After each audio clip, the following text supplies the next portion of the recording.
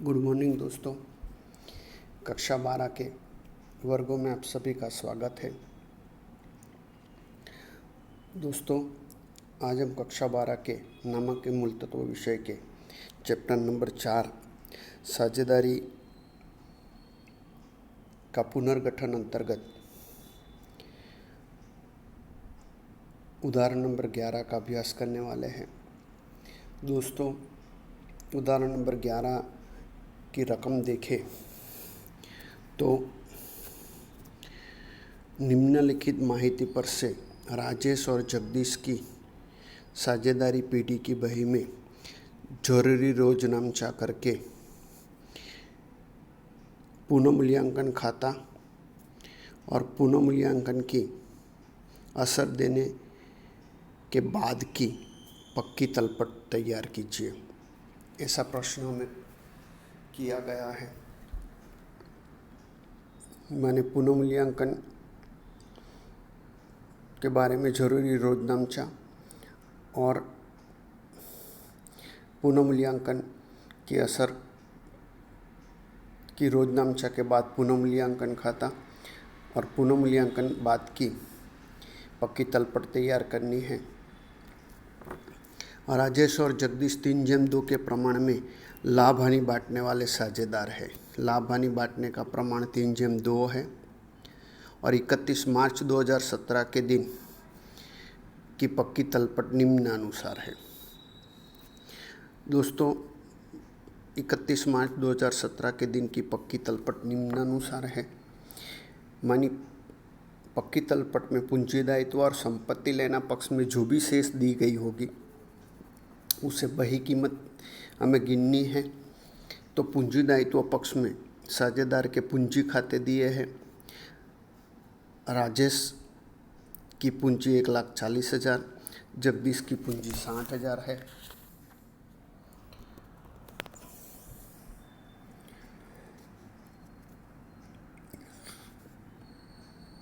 सामान्य अनामत 10,000,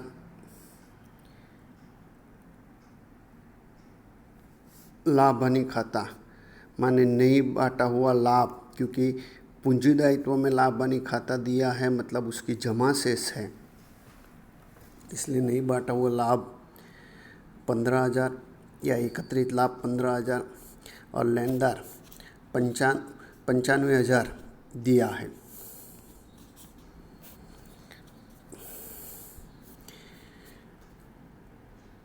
संपत्ति लेना पक्ष में जमीन मकान 1,00,000, यंत्र 80,000, फर्नीचर 20,000, विनियोग 30,000 और ब्रैकेट में दोस्तों लिखा गया है बाजार कीमत 25,000 है। मानी बही कीमत 30,000 है, लेकिन ये विनियोग बाजार में बेचने जाए तो उसके 25,000 ही प्राप्त होंगे, माने बाजार कीमत 25,000 है। देनदार 60,000, जिस पर 3,000 का डूबत ऋण का प्रावधान है।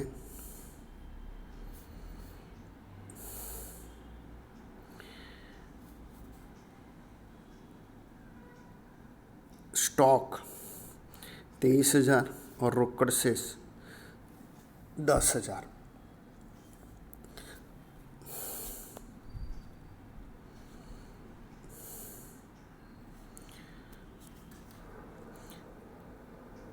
दोस्तों, साझेदार ने पीढ़ी की संपत्ति और दायित्वों का पुनर्मूल्यांकन करना और भविष्य में लाभ हानि 1:1 के प्रमाण में बांटना निश्चित किया है।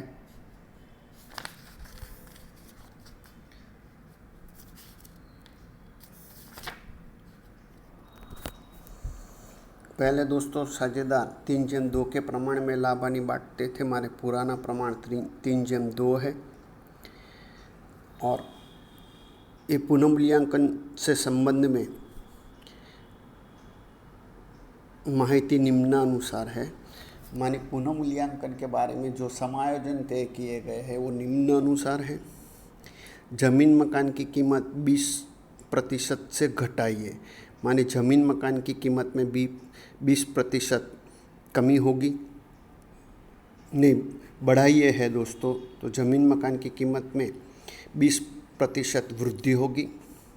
यंत्र और फर्नीचर की कीमत 20% घटाइए। माने यंत्र और फर्नीचर जो पक्की तलपट में कीमत दी गई है उसमें 20% कीमत घटानी है। देनदार को अब डूबत ऋण अनामत की आवश्यकता नहीं है। दोस्तों, डूबत ऋण की अनामत की आवश्यकता नहीं है। इसका मतलब होगा कि अब डूबत ऋण जो पक्की तलपट में 3000 दिया गया है वो नहीं आवश्यक नहीं है, इसलिए वो साझेदारी पीढ़ी का लाभ बनेगा। स्टॉक में 3000 के मरम्मत की आवश्यकता है। स्टॉक में 3000 के मरम्मत की आवश्यकता है, माने स्टॉक की कीमत में 3000 की कमी होगी। लेनदार में से 5000 अब चुकाने नहीं पड़ेंगे। दोस्तों, लेनदार में से 5000 चुकाने नहीं पड़ेंगे, माने लेनदार जितना भी है उसमें से 5000 नहीं चुकाने हैं।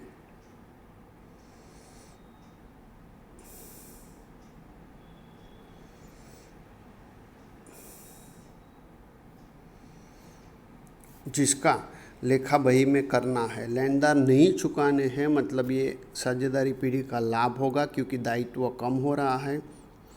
चुकाना बाकी खर्च 6000 और अप्राप्त आय 8000 है।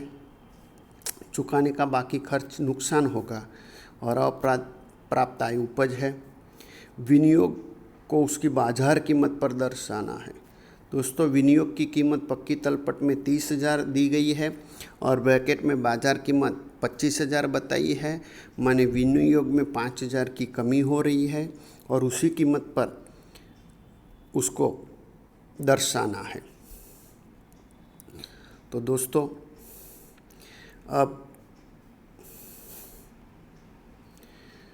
इसकी रोजनामचा सबसे पहले तैयार करेंगे। राजेश और जगदीश की साझेदारी पीढ़ी की बही में रोजनामचा।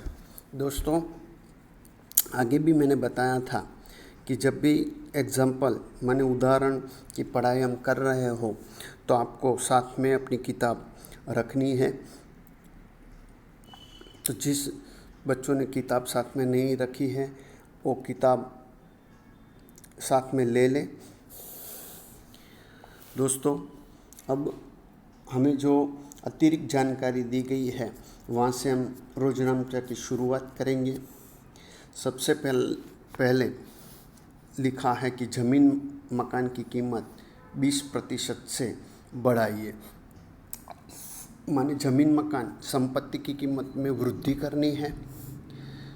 तो पक्की तलपट में आप देखें तो ज़मीन मकान की कीमत 1 लाख है, जिसमें 20% वृद्धि करनी है। तो 1 लाख के 20% किए जाए तो 20,000 होंगे। जो संपत्ति की वृद्धि है इसलिए संपत्ति खाता माने ज़मीन मकान खाता उधार 20,000, वो पुनः मूल्यांकन खाते का 20,000। दोस्तों, विवरण आगे एग्जाम्पल में क्या लिखना होता है ऐसा हम सीखे थे, इसलिए यहाँ विवरण की बात नहीं करेंगे। विवरण आपको लिखना है।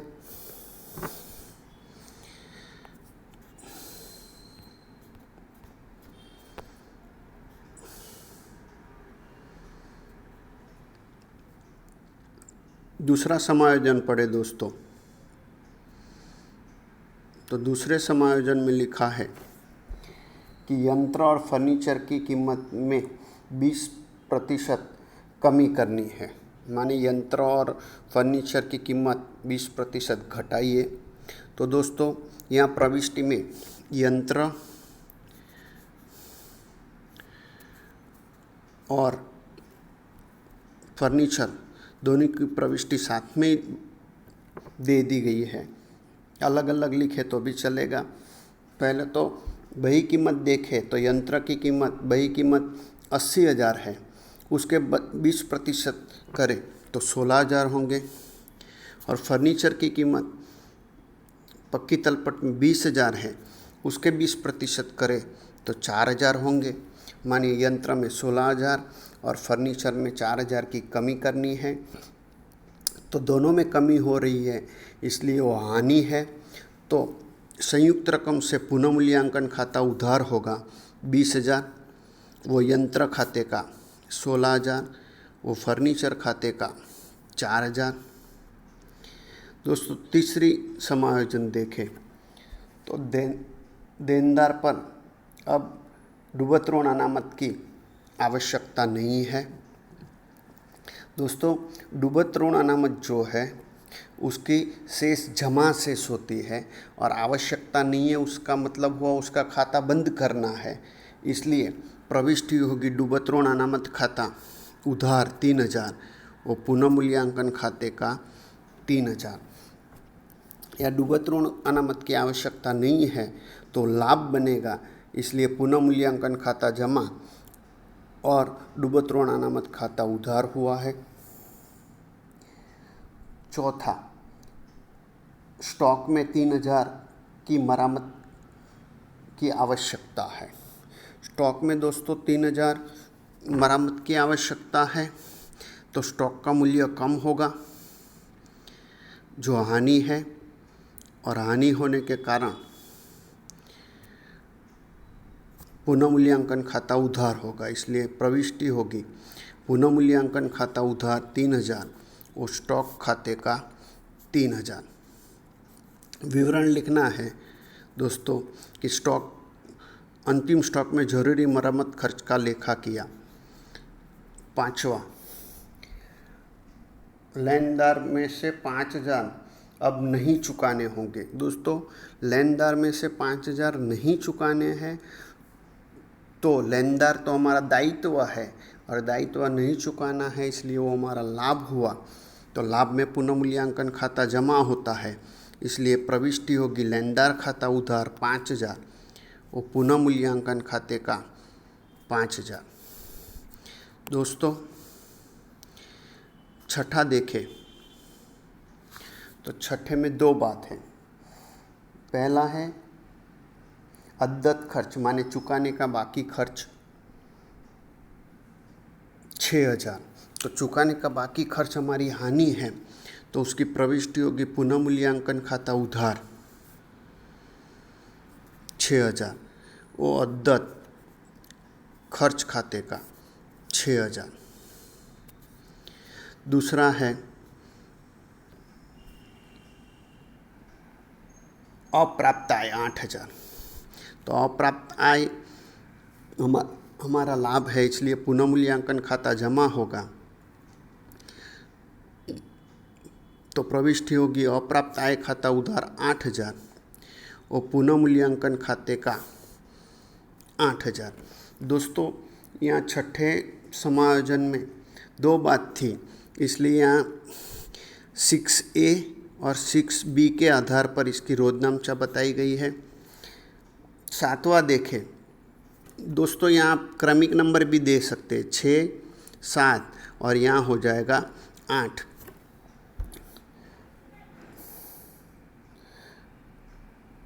आगे लिखा है कि विनियोग की बाजार कीमत, विनियोग उसकी बाजार कीमत से दर्शाने हैं। तो विनियोग आपको बताए गए थे पक्की तलपट में 30,000 और बाजार कीमत है 25,000, माने उसमें कमी हो रही है, तो कमी हानि है विनियोग की, इसलिए प्रविष्टि होगी पुनः मूल्यांकन खाता उधार 5,000, विनियोग खाते का 5,000। दोस्तों अब समायोजन के संदर्भ में सभी प्रविष्टि हो गई है। अब आपकी पक्की तलपट में देखें तो सामान्य अनामत दी गई है। तो पक्की तलपट में दी गई सामान्य अनामत जो है वो एकत्रित लाभ में से ही सामान्य अनामत उपस्थित हुई होगी, इसलिए उसका बंटवारा साझेदारों के बीच पुराने लाभ हानि प्रमाण में होगा, जिसके बारे में हमने आगे की वीडियो में अभ्यास किया था। और सामान्य अनामत की शेष जमा शेष होगी और साझेदारों के बीच वो बांटी जाएगी, इसलिए प्रविष्टि होगी सामान्य अनामत खाता उधार 10,000 और राजेश के पूंजी खाते का 6,000 और जगदीश के पूंजी खाते का 4,000। दोस्तों, यहाँ ये 10,000 की जो सामान्य अनामत है वो साझेदारों के पुराने प्रमाण 3/2 में बांटने पर राजेश के हिस्से में 6,000 आए और जगदीश के हिस्से में 4,000 आए, इसलिए प्रविष्टि हुई सामान्य अनामत खाता उधार और राजेश के पूंजी खाते का और जगदीश के पूंजी खाते का। दोस्तों, विवरण लिखा जाएगा सामान्य अनामत चालू साझेदारों के बीच पुराने लाभ हानि के प्रमाण 3/2 में बांटी। दोस्तों, उसके बाद पक्की तलपट में देखें तो लाभ हानि खाता दिया गया है और पूंजी दायित्व पक्ष में लाभ हानि खाता दिया, माने उसकी जमा से हुई जो लाभ है नहीं बांटा हुआ, इसलिए उसकी प्रविष्टि भी होगी। लाभ हानि खाता उधार 15,000 और राजेश के पूंजी खाते का 9,000 और जगदीश के पूंजी खाते का 6,000। दोस्तों, ये 15,000 लाभ हानि खाता जो था वो पुराने प्रमाण 3/2 में बांटने पर 9,000 और 6,000 प्राप्त हो रहे हैं। दोस्तों,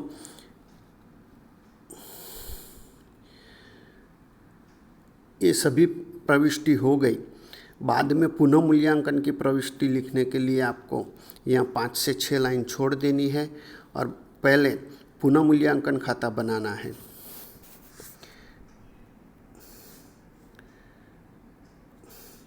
अब पुनः मूल्यांकन खाता बनाए तो पुनः मूल्यांकन खाता बनाने के वक्त आपको पहले शीर्षक दे देना होगा कि राजेश और जगदीश की साझेदारी पीढ़ी का 31 मार्च 2017 के रोज पूरे रोज का पुनः मूल्यांकन खाता या लाभ हानि समायोजन खाता।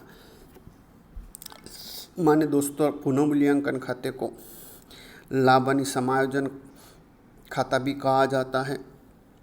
ऐसा प्रश्न विकल्प में पूछा जा सकता है। दोस्तों, पुनः मूल्यांकन खाता बनाते वक्त संपत्ति की वृद्धि, दायित्व की कमी और अप्राप्त आय के खाते पुनः मूल्यांकन खाते के जमा पक्ष में लिखे जाएंगे, जबकि यंत्र की कीमत की कमी, दायित्व की वृद्धि, अद्यत खर्च पुनः मूल्यांकन खाते के उधार पक्ष में लिखे जाएंगे। ऐसा आगे के वीडियो में हमने पढ़ाई है। तो यहाँ जमीन मकान या तो दोस्तों जो प्रविष्टि की है हमने उसकी खतौनी कर दो तो भी यही बात होने वाली है। अब दोस्तों, जमीन मकान की वृद्धि थी, इसलिए पुनः मूल्यांकन के जमा पक्ष में। डूबत ऋण अनामत की आवश्यकता अब नहीं है ऐसा लिखा है, इसलिए वो लाभ हुआ, इसलिए पुनः मूल्यांकन के जमा पक्ष में 3,000 डूबत ऋण अनामत खाता। लेनदार को अब रकम 5,000 नहीं चुकानी है दोस्तों, इसलिए वो भी लाभ के तौर पर पुनः मूल्यांकन के जमा पक्ष में। अप्राप्त आय वो भी पुनः मूल्यांकन के जमा पक्ष में, क्योंकि उसकी प्रविष्टि थी अप्राप्त आय खाता उधार, पुनः मूल्यांकन खाता जमा। अब उधार पक्ष की बात करें तो यंत्र और फर्नीचर की कीमत में कमी करनी थी, इसलिए दोनों की कमी पुनः मूल्यांकन के उधार पक्ष में। यंत्र 16,000, फर्नीचर 4,000। स्टॉक को मरम्मत की ज़रूरत थी, इसलिए वो भी हानि के तौर पर पुनः मूल्यांकन के उधार पक्ष में स्टॉक खाता 3,000। अद्यत खर्च है तो पुनः मूल्यांकन के उधार पक्ष में ही आएगा अद्यत खर्च खाता।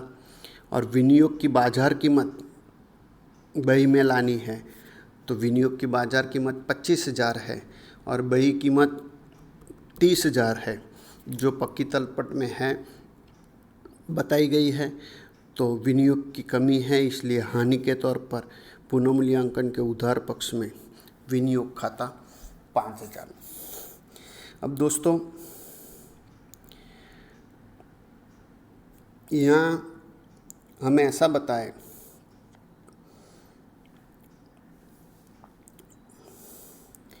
कि पुनर्मूल्यांकन खाते के आधार पर रोजनामचा लिखो। तो खातों पर से रोजनामचा कैसे लिखी जाती है वो 11वीं कक्षा में हम पढ़े थे कि जो भी खाता दिया है उसके उधार पक्ष के विवरण की रोजनामचा लिखने के लिए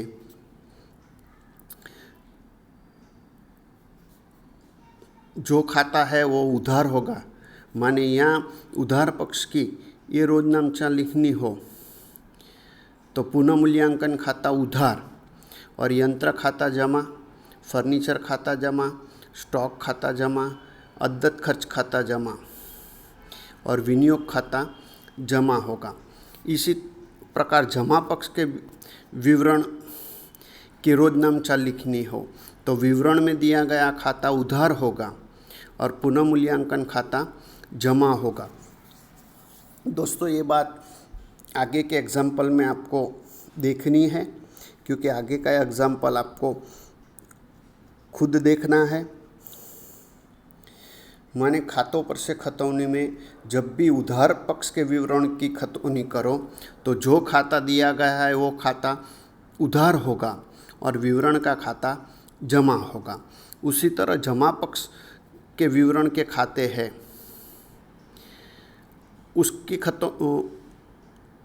उसकी रोजनामचा करते वक्त, माने उधार पक्ष के विवरण की रोजनामचा करते वक्त जो खाता दिया गया है वो उधार होगा और विवरण का खाता जमा होगा।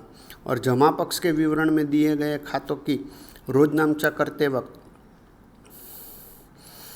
विवरण में दिया गया खाता उधार होगा और जो खाता दिया गया है, माने यहाँ पुनर्मूल्यांकन खाता दिया है तो पुनर्मूल्यांकन खाता जमा होगा। ये बात आपको ध्यान में रखनी है।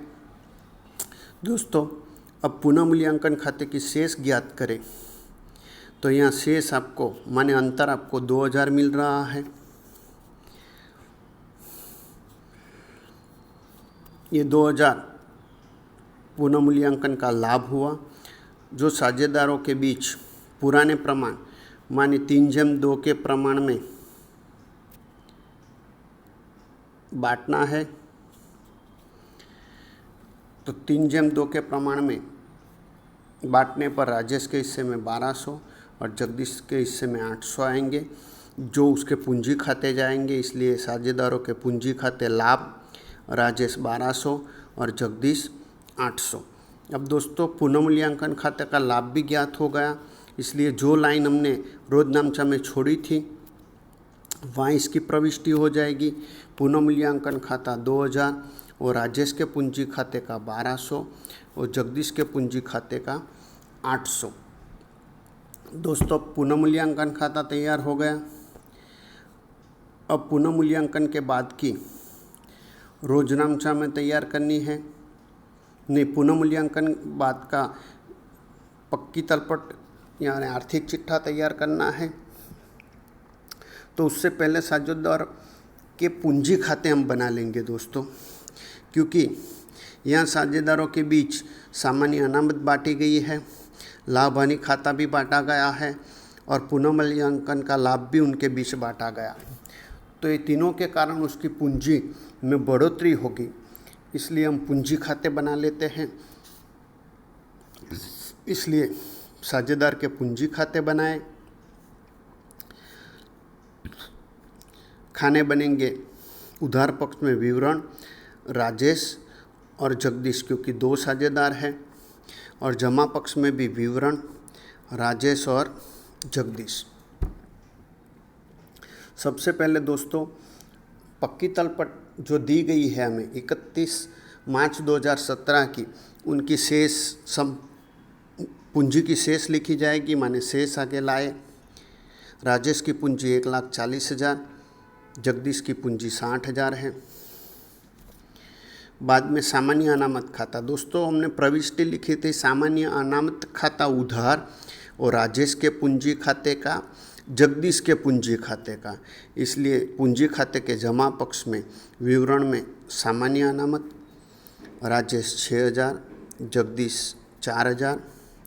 लाभ हानि खाता माने पक्की तलपट में जो लाभ हानि खाते की शेष दी गई थी 15,000 और साझेदारों के बीच बांटने पर राजेश के 9,000 और जगदीश के 6,000।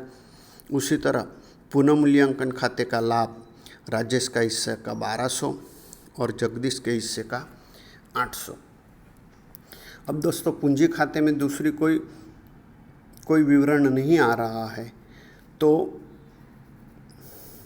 अब पूंजी खाते का योग कर दे तो उधार पक्ष में कोई विवरण है ही नहीं, इसलिए योग ही शेष आगे ले गए में लिखा जाएगा। राजेश का योग हो रहा है 1,56,200 और जगदीश का योग हो रहा है 70,800। तो शेष आगे ले गए राजेश 1,56,200 और जगदीश 70,800। दोस्तों अब पुनः मूल्यांकन के बाद की पक्की तलपट बनाए, तो उसके लिए आगे भी बात हुई थी कि आपको रकम में जो पक्की तलपट दी गई है उसके आधार पर ही पुनः मूल्यांकन बाद की पक्की तलपट बनानी है। शीर्षक देना होगा राजेश और जगदीश की साझेदारी पीढ़ी की 31 मार्च 2017 के दिन